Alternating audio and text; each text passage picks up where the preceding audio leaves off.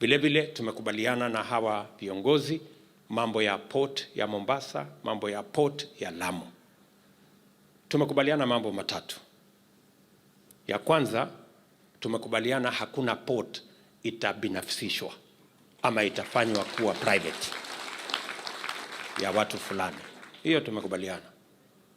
Tunaelewana?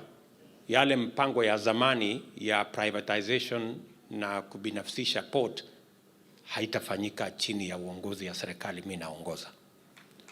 Niliwaahidi ya kwamba nitarudisha port operations mahali ilikuwa imepelekwa kule Nairobi irudi pwani, na hiyo ni kazi ya kwanza nilifanya wakati nilichaguliwa kama rais. Lakini kurudisha port operations peke yake hapa haitoshi.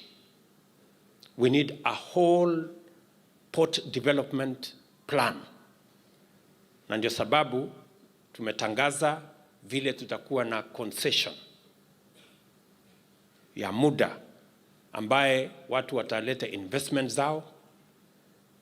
Tumetangaza vile tutajumuisha port yetu ya Mombasa, transport logistics na special economic zone, because that is what you need to unlock the potential we have in the port of Mombasa. Na tumekubaliana vile tutajumuisha port ya Mombasa na the rest of the hinterland all the way mpaka Kisangani kule DRC. We already have a plan on how that whole ecosystem is going to work.